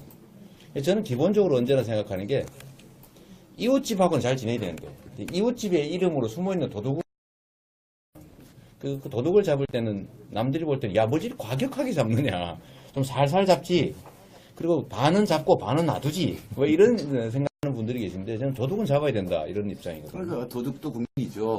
될 국민이죠. 명언이십니다. 이거 배워. 받아 적어야 이거 되겠네. 받아야 되겠네. 받아 적어야겠네. 아니, 네. 박근혜 전 대통령도 국민이에요. 그런 잘못을 저질렀으면 처벌을 받아야 된다. 행위에는 책임이 따른다. 네, 우리가 제일 중요하게 생각해야 될 게 그런 거죠. 우리 같은 구성원인데 진정한 통합연대 세대에 대해서 충분히 반성하고 그럼 또 우리 국민들 받아들여서 기회를 똑같이 주고 해야 되지만 특권을 줄 필요는 없죠. 그렇죠. 용서라고 하는 게 책임을 지고 난 다음에 우리가 용서 책임 안 지고 이재용처럼 막 범죄 행위가지고 돈 자기 이익을 얻기 위해서 뇌물을 줘가지고 이권을 챙긴 혐의로 구속이 됐는데 여전히 뺏겼다고 생각하십니까? 아니면 뇌물을 주고 공직 청렴성을 매수했다고 생각합니까? 물어보려고 했는데 시간이 없었어요. 혹시 다음 토론 때 물어볼 의향이 있으십니까? 이게 틀린 것 같아요. 이미 오늘 왜냐하면 이제 지난 얘기인데다가 두 번 지난 얘기인데다가 물어보면 뒤끝으로 야 이재명 저거 끝까지 말꼬리 잡고 뒤끝 있구나 이런 얘기일까봐 못하겠어요. 살짝 가볍게 뭐 지나가면서 하셨습니다. 두 분 다 변호사잖아요. 근데 살짝 지나가면서 할 기회도 없어요. 오늘도 사실 뭐 결국은 또 노리고 있었는데 그걸 못 물어봤죠. 틈이 없어요. 물고님이 잘 이번 사건이 일어났을 때 네네. 자기 준조세라는 얘기 많이 했거든요. 네. 왜 준조세를 내고 그냥 세금 그리고 세금을 내면 다 국가가 여러 가지 재벌들을 위해 필요한 일들을 하잖아요. 국가가 없이 어떻게 우리나라 재벌들이 있겠어요. 지금도 그렇습니다. 처음에 만들어질 때도 그렇지만 그거에 대해서 세금 내면 얼마나 떳떳해요. 왜 자꾸 준조세를 내요. 네네. 거기 더해서 한 가지 더 여쭤보고 싶은 게 재벌 체제 해체 이렇게 말씀을 하셨는데 재벌에 대한 해체는 아니다. 아니 근데 그런 제가 입장이죠. 그때 더 예. 놀란 것이 우리 문재인 후보께서 제가 수없이 재벌 체제 해체 그러니까 재벌 기업들을 극소수 지분을 가진 재벌 가문들이 자기들의 사적 이익을 위해서 예를 들면 뭐 세금 없는 상속이라든지 뭐 불법적 이익이라든지 이런 걸 위해서 범죄 수단으로 기업들 악용하잖아요. 그렇죠. 그러니까 이게 기업이 정상적인 기업 활동을 하는 게 아니라 특정 개인들을 위한 도구가 되니까 기업이 경쟁력을 못 갖는 거예요. 그래서 이 재벌들을 그 재벌 황제 경영이라는 요소를 싹 드러내자. 재벌 체제를 해체하자. 그 재벌 기업들이 국민들의 사랑을 받는 정상적인 기업으로 좀 거듭나게 하자. 그러면 저희가 가지고 있는 대기업 주가도 좀 오르지 않겠냐. 오르죠. 뭐 이런 거였는데 이거를 부산하지만 야심차게 한번 진행을 해보도록 하겠습니다. 지상 최대의 흑수저 방송 열악한 환경 처음부터 욕심부리 생중계 방송을 하고 있는 이재명 TV입니다. 방금 전에 민주당 첫 TV 경선 토론이 오늘 그 토론을 꼭 맛보고 즐기는 뒷담화 방송으로 진행을 해보려고 하는데 뒷담화라고. 이름도 뒷담화로 진행을 해보려고 합니다. 먼저 첫 TV 토론 어떻게 보셨는지 한번 말씀을 들어보면 좋겠는데요. 먼저 소장님 어떻게 보셨는지 한 말씀 좀 원래 부탁드릴게요. 토론은 네. 한 사람이 제일 잘 알아요. 나올 때 기분이 딱 느껴지거든요. 잘했는지 못했는지. 그럼 먼저 후보님께 질문을 드려볼까요? 약 올리지 마세요. 아니 나 처음에 저 방송 마치고 오시는데 기분 좋아 보이시던데. 제가 솔직히 얘기하면요, 만족스럽지 못했어요. 많이 했고, 그래서 주변에서 뭐 이런저런 조언해 주시는 거 많이 반영은 했는데, 역시,